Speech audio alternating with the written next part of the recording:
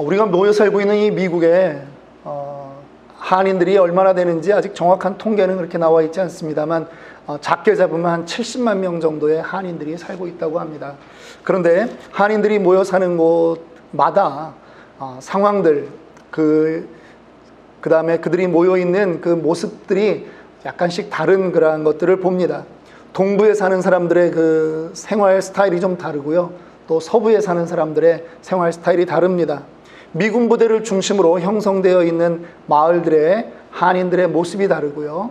또 유학생들을 중심으로 형성되어 있는 그러한 도시의 한인타운의 특성들이 다릅니다.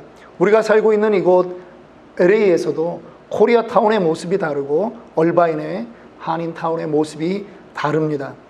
어떤 분위기의 지역에 살고 있느냐를 동양에서 많이 강조할 때 쓰는 말이 바로 맹모삼천지교다 하는 말을 합니다. 맹자의 어머니가 3번 이사를 했는데 무엇 때문에 이사를 했느냐?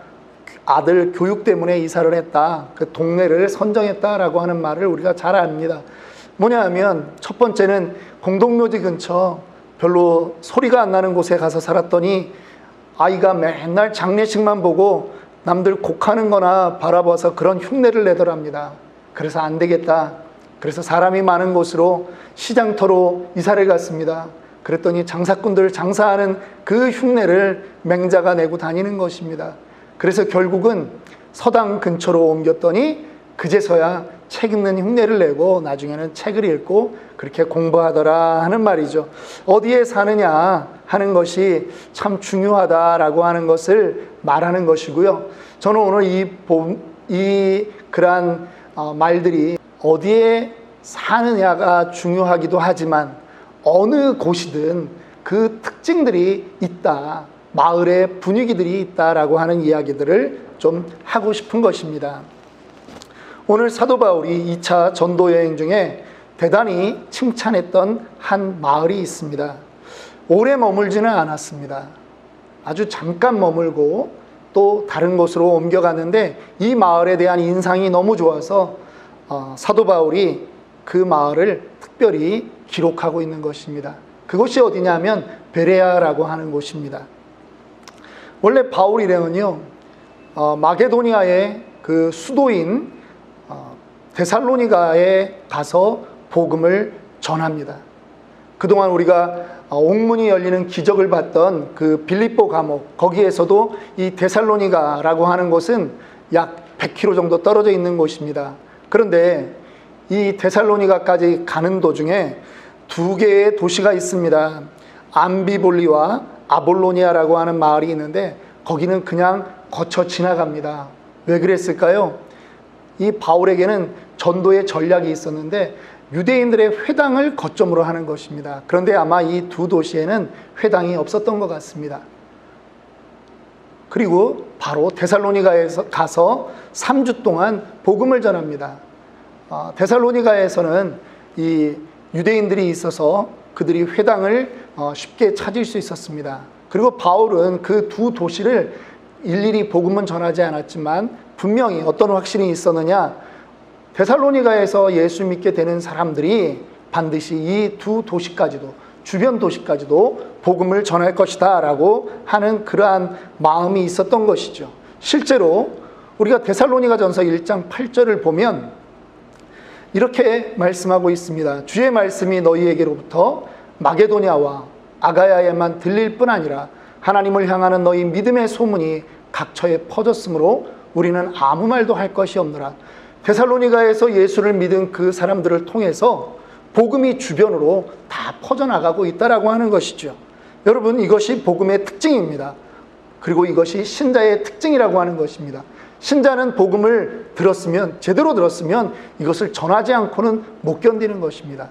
복음은 그 자체적인 능력이 있어서 복음은 스스로 사람을 통해서 역사하게 되어 있는 것입니다. 그런데 이곳에서도 역시 마찬가지로, 이 데살로니가에서도 마찬가지로 예수를 믿는 사람이 있는 반면에 바울의 복음을 거부하는 사람들이 있다라고 하는 것입니다. 심지어는 자기만 안 믿으면 되는데 불량배들을 모아가지고 동원해가지고 바울을 쫓아내는 것입니다. 심지어 바울을 관가에 넘기려고 바울을 찾아다녔습니다. 그런데 그 바울을 찾지 못하자 바울을 머물게 해줬던 야손이라고 하는 사람을 붙잡아다가 관청에 넘겨서 보석금을 내고서야 나올 수밖에 없도록 그렇게 만드는 것입니다. 그곳에서 사도 바울이 실라와 함께 멀리 도망간 곳이 바로 베레아라고 하는 곳입니다. 10절 말씀을 다시 한번 읽습니다. 밤에 형제들이 곧 바울과 실라를 베레아로 보내니 그들이 이르러 유대인의 회당에 들어가니라. 여기서 밤에 그리고 곧 이러한 표현으로 봤을 때 이 데살로니가에서의 상황이 얼마나 긴박했는지 우리는 알 수 있습니다. 어지간하면 견딜만 한데 이 도저히 상황이 여의치 않은 것입니다. 그래서 아주 긴박하게 그 밤중에 그곳을 떠나게 되었다라고 하는 것입니다. 이 데살로니가에서 베레아는 얼마 정도 떨어져 있느냐? 한 50마일 정도 이렇게 떨어져 있는 곳입니다. 한 50마일 정도라면요, 우리식으로 얘기하면 이렇습니다. 바울 일행이 그 산페드로 혹은 뭐 롱비치 항구로 들어와가지고 토렌스쯤 와가지고 복음을 전해서 루디아를 만나고 또 빌립보 감옥에 갇히는 게 아마 토렌스 정도라고 생각을 하면 다시 데살로니가는 어디냐면 이 LA 다운타운이죠. 그래서 다운타운에 와서 복음을 전했는데 쫓겨나는 것입니다. 그래서 한 40마일, 50마일 도망쳐 온 게 이쪽 친호쯤 된다 이렇게 생각하면 될 것 같습니다. 시골입니다. 큰 도로에 있는 마을이 아니라 도로 끝자락에서 또 멀리 들어가야 되는 곳이죠. 그런데 이곳에 갔더니 회당이 있는 것입니다. 여기에는 유대인들이 살았다라고 하는 것입니다. 그래서 그곳에 가서 또 바울이 복음을 전합니다. 대단한 열심이지 않습니까? 이 사람을 누가 맡겠습니까? 세상이 감당치 못할 사람이다라고 하는 별명이 붙어도 되죠. 그런데 바울은 이 마을에 대한 아주 대단히 신선한 그러한 인상이 있었습니다. 그래서 성경에 이렇게 기록하고 있습니다. 11절입니다. 함께 읽습니다. 베레아에 있는 사람들은 데살로니가에 있는 사람들보다 더 너그러워서 간절한 마음으로 말씀을 받고 그것이 그러한가 하여 날마다 성경을 상고함으로. 이곳에도 동일한 그 유대인들이 있었는데 데살로니가 사람들하고는 차원이 다르다라고 하는 것입니다. 얼마나 감동적이었으면 이렇게 기록을 합니까? 너그러운 사람들이다 라고 말합니다. 옛날 한글 번역 성경에는 신사적이었다 그렇게 기록하고 있습니다. 그래서 참 이 마을, 얼마 크지 않은 마을이지만 이 마을을 보면서 저 역시 우리 교회가 베레아와 같은 그러한 교회가 되었으면 좋겠다라고 하는 생각을 하게 됩니다. 서두에서도 이야기했지만 마을마다 여러분 분위기가 다 다릅니다. 그렇죠? 그것이 마을뿐이겠습니까? 교회들마다도 분위기가 다릅니다. 사람이 모여있는 곳은요, 그 나름대로의 독특한 분위기가 있게 되어 있습니다. 그 함께 모인 사람들의 성향이 어떠하냐, 그거에 따라서 들어가서 한두 주일만 지내보면 이 교회는 편하구나, 이 마을은 정말 좋구나 하는 그러한 마음이 올 수도 있고요. 여기는 사랑 외치는데 사랑은 없는 것 같고, 믿음 외치는데 믿음은 없는 것 같고, 뭐 이런 느낌이 올 수도 있다라고 하는 것이죠. 개척을 하면서 여러 한국의 이 성공적인 교회들의 그 책들을 읽어보았습니다. 저는 어떤 스타일의 그런 교제를 원하냐면, 우리 성도들 중에 예를 들면 식당 서빙하는 일 때문에 주일날도 뭐 한 달에 한 번 예배 참석하기가 힘들다. 그러면 우리 몇 명은 오늘 점심을 교회에서 먹지 말고 우리 그 식당 갑시다. 가서 그 식당에 가서 식사하면서 그 집사님 얼굴 한번 보고 그렇게 격려하고 그렇게 우리 헤어지면 어떨까요? 또 때로는 성경 공부하자고 다 모였지만, 성경 공부도 중요하지만 또 어떤 자매가 나 오늘 너무 힘들어요, 나 요즘 너무 힘들어요, 그러면 잠깐 성경책을 덮고 커피를 갖다 주면서 같이 좀 이야기 좀 하자. 고민이 도대체 뭔데? 라고 이렇게 들어줄 수 있는 교회, 그러한 교회가 되어야 되지 않느냐 하는 그런 마음을 제가 가지고 있습니다.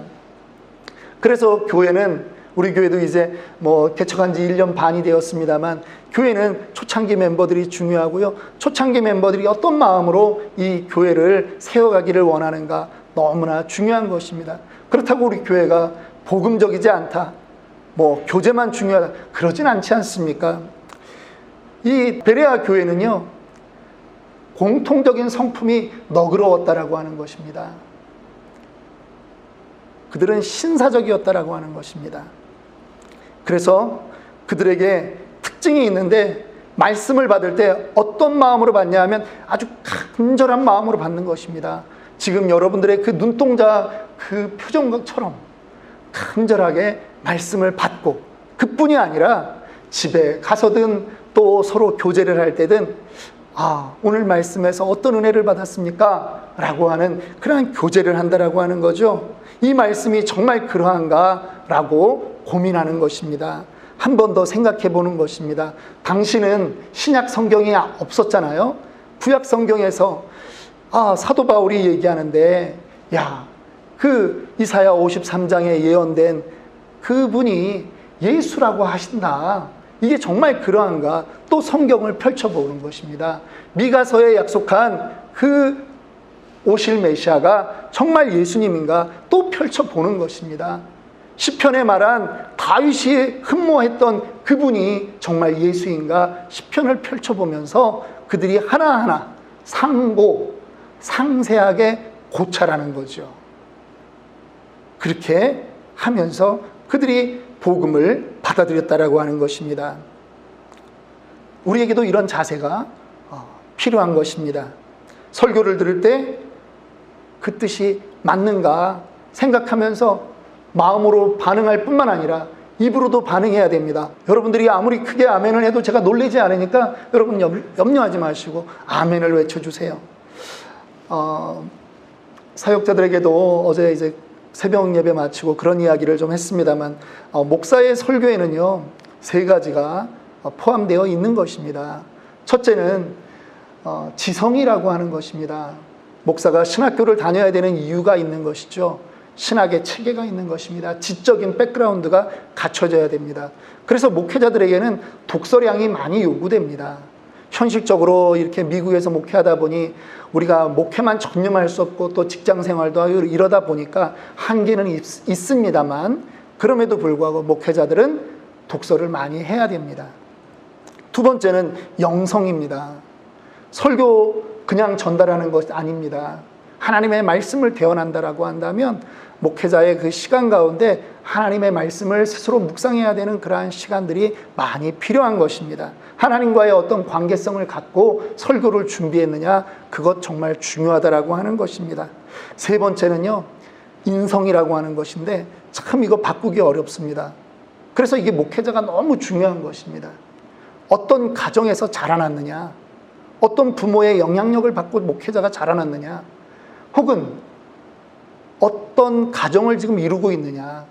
그래서 목회자의 가정은 오픈될 필요가 있는 것입니다. 아내와의 관계, 자녀와의 관계, 이런 것들이 오픈되어야 됩니다. 때로는 목회자 안에 아직도 회복되지 않은 어떤 상처가 있는가, 그런 것들이 사실은 드러나야 된다라고 하는 것입니다. 그래서 대부분은 목회를 시작하기 전에, 특별히 신학교를 다니는 기간 안에 정말 그 안에서 자기의 문제들을 적나라하게 바라볼 수 있는 그러한 존재가 되어야지 목회를 할 때 정말 그 설교 안에 아름다운 것들만 나올 수 있다라고 하는 것입니다. 인격이 꼬여 있으면 안 됩니다. 음란하면 안 됩니다. 시기 질투가 있으면 안 됩니다.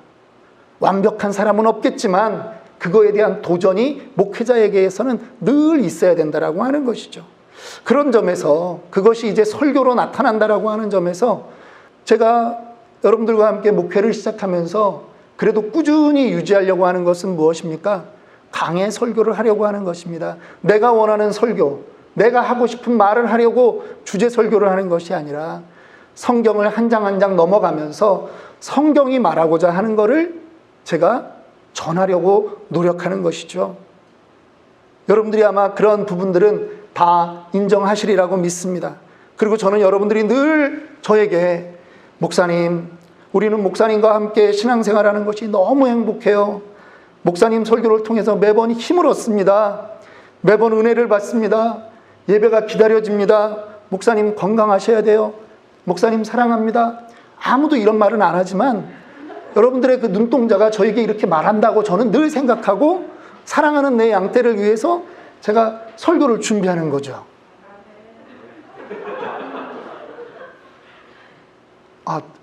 조금 전에 제가 뭐 다른 얘기 했나요? 예. 여러분들은 그런 얘기 안 하신다고. 다 또 충청도 분들이라서 예배를 마치고 집에 가야 아멘하고 차에서 아멘하는 분들이 조금 빠른 분들이 그런 분들이 계시다는 걸 제가 다 이해해요. 그래도 바라기는 좀 감동이 오면 이 자리에서도 좀 아멘도 좀 하시고 한번 연습해 볼까요? 시작. 감사합니다. 이 베레아 교인들보다 우리 교인이 훨씬 낫다니까. 바울이 아마 지금 이 땅에 와서 치노벨리 아름다운 교회를 와봤으면 아마 특별히 적었을 거예요. 치노벨리 아름다운 교회 교인은 베레아 교인보다 더 너그러워서. 예. 감사합니다. 베레아 지역에서 바울이 담대하게 복음을 전했습니다. 그런데 복음이 열매를 맺는 것입니다. 12절 말씀 보니까 그 중에 믿는 사람이 많고 또 헬라의 귀부인과 남자가 적지 아니하나. 지금 유대인의 회당이잖아요.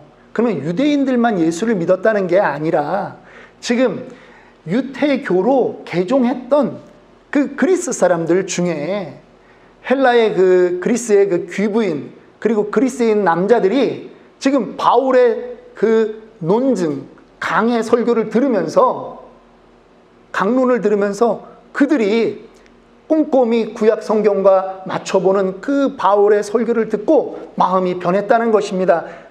맞아. 예수가 바로 메시아야. 예수가 그리스도야. 라고 이렇게 믿게 되었다라고 하는 것입니다. 열매가 나온 것입니다. 여러분, 복음은요, 한 사람에게 전파되더라도 영향력이 있는 줄 믿으시기 바랍니다. 이게 베레아 교회가 시작되는 것입니다. 그런데 이 안에서 그저 말씀만 전하고 편안하게 있으면 좋겠는데 또 그렇지 않는 것입니다. 데살로니가에서 유대인들이 다시 쫓아오는 것입니다. 여기까지 어떻게 알고 왔을까요? 베레아에도 어떤 유대인들은 바울을 반대했다라고 하는 것이죠. 그래서 데살로니가에 가서 알려준 것입니다. 그러니까 거기서 다시 또 깡패들을 데리고 오는 것입니다. 그렇게 해서 바울은 다시 다른 지역으로 옮겨가야 되는 것입니다.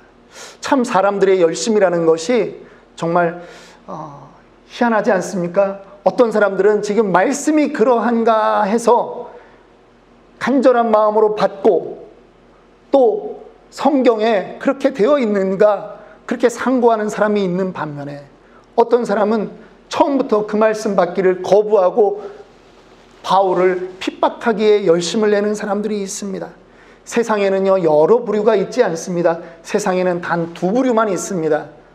예수를 헌신적으로 믿는 사람과 예수를 반대하는 사람과 중간은 없습니다. 여러분, 예수님도 이 땅에 계실 때 마태복음 12장 30절에 분명히 말씀하셨습니다. 나와 함께 아니하는 자는 나를 반대하는 자요 나와 함께 모으지 아니하는 자는 해치는 자니라. 중간지대는 없다라고 하는 것입니다. 우리의 신앙생활 여러분들의 모습을 다시 한번 점검하기 원합니다. 나는 그저 평상만 유지하고 가는 성도인가? 여러분, 주님은 그렇게 얘기하지 않습니다. 나와 함께하지 아니하면 나를 반대하는 자요 나와 함께 모으지 아니하는 자는 가만히 있는 자가 아니라 해치는 자다라고 말하는 것입니다. 데살로니가의 유대인과 이 베레아에 있는 유대인은 정말 달랐습니다. 베레아 사람들은 너그럽고 성경이 그러한가 하여 상고하는 사람인데 데살로니가의 유대인들은 그렇지 않았다라고 하는 것입니다. 그들도 만약에 그랬다면 더 많은 사람들이 예수를 믿었을 텐데 그들에게는 말씀이 기준이 아니었다라고 하는 것이죠. 자기의 전통과 관습이 기준이 되었다라고 하는 것입니다. 데살로니가 사람들에 비하면 이 베레아 사람들은 참 매력적이었던 사람들입니다. 저는 이 구절을 보면서 이 지역의 특성들이 분명히 있다면 성경에서 또 우리가 찾아볼 수 있는 지역적인 특성은 어떠한 것이 있을까 한번 생각해 보았습니다. 가장 먼저 창세기에서 생각나는 도시가 있습니다. 소돔과 고모라입니다. 롯이 그곳을 선택했습니다. 아주 물이 많았고요, 목초지가 많았고 물질 문명이 아주 좋았던 곳입니다. 그래서 그곳에 가면 좋겠거니 하고 선택했던 곳입니다. 그러나 그 도시의 문화는 타락되어 있었고 하나님 중심이 아니었고 인본주의적이었던 그러한 도시였다라고 하는 것입니다. 음란한 도시였습니다. 하나님의 저주를 받아 마땅한 그러한 문화가 그곳에 넘쳐났다라고 하는 것입니다. 또 다른 작은 도시가 있습니다. 베들레헴이라고 하는 곳입니다. 여리고 정탐꾼 중에 살몬이라고 하는 사람이 그곳에서 만났던 기생 라합을 품어주었던 그 마을이 바로 베들레헴입니다. 남들이 다 손가락질할 만한 직업을 가지고 있었던 그 여인을 품어주었던 그 마을, 그의 아들 보아스는 룻이라고 하는 그 이방 여인을 품어주었고 그 여인이 그 이스라엘 땅에서, 베들레헴 땅에서 바로 살아갈 수 있도록 그렇게 인도했던 곳입니다. 이 마을의 특성은 책임지는 마을이었다라고 하는 것입니다. 베들레헴은 정말 작지만, 그리고 연약해 보이지만 그들이 할 수 있는 한에서 모든 것을 책임지려고 노력했던 그러한 분위기와 기상이 있는 마을이었습니다. 그곳에서 다윗 왕이 태어났습니다.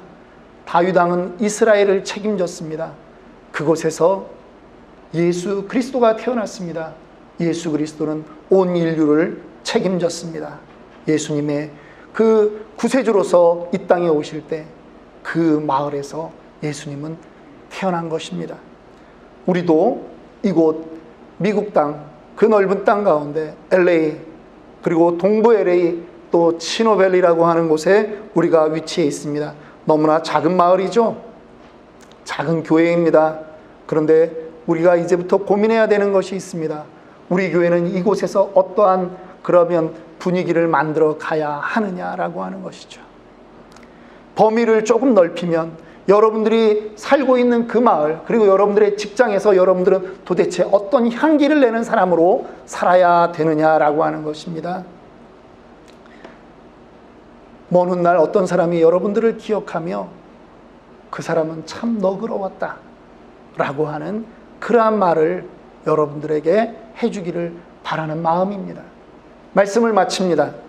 얼마 전에 사두었던 책 메이크 뮤직이라고 하는 책을 최근에 다시 읽었습니다. 메이크 뮤직이라고 해서 음악을 만드는 책은 아닙니다. 음악책을 산 것은 아니고요. 제가 작년에 여러분들과 함께 나누었던 그 책 페이버라고 하는 하형록 목사님, 심장 이식 수술을 3번 받았던 그 목사님이 최근에 쓰신 신간입니다. 메이크 뮤직. 부제가 있습니다. 관계가 음악이 되게 하라 라고 하는 제목입니다. 우리의 삶의 모든 관계가 아름다운 음악으로 되게 하라는 메시지를 가지고 있는 책입니다. 하나님의 관점에서 보면 우리 모두는 음악 연주자인 것입니다. 이 세상에서 가장 아름다운 음악은 음표로 말하는 음악이 아니라 사람의 인간관계를 통해서 나타나는 음악이 가장 아름다운 음악이라고 하는 것입니다. 하나님이 받으실 만한 음악, 그것은 음표의 음악이 아니라 인간관계의 음악이라고 하는 것입니다. 우리보다 먼저 가장 아름다운 노래를 만들어 부른 분이 계십니다. 그분이 바로 그리스도이십니다. 자신을 철저히 희생함으로 구원의 길을 마련하신 그 예수님의 십자가는 이 땅에 울려진 가장 아름다운 노래인 것입니다. 예수님이 연주해 주신 음악은 사람들의 삶을 바꾸고 죽어가는 생명을 구했습니다. 그리고 지금도 그 기적은 계속되고 있을 뿐 아니라 영원히 흘러갈 것을 믿습니다. 우리 역시 작은 음악가가 되어야 합니다. 아무도 관심 기울이지 않던 그 베들레헴에서 나신 예수님이 가장 너그럽고 신사적으로 우리를 대해 주셨듯이 우리도 그분처럼 너그럽고 신사적으로 이 땅에 우리의 주변 사람들에게 아름다운 음악을 만들어내는 그러한 연주자가 되어야 하는 것입니다. 바울의 눈에 비춰진 그 베레아는 정말 아름다운 도시였습니다. 동네가 아름다워서 아름다운 것이 아니라 사람들의 마음이 아름다워서 아름다운 도시였다라고 하는 것입니다. 하나님의 눈에 이제 칭오벨리의 아름다운 교회가 정말 아름다운 그 음악을 연주해가는 사람들로 가득 차 있는 교회로 그렇게 인정되기를 원합니다. 그렇게 도전하는 저와 여러분들이 되기를 주님의 이름으로 축원합니다.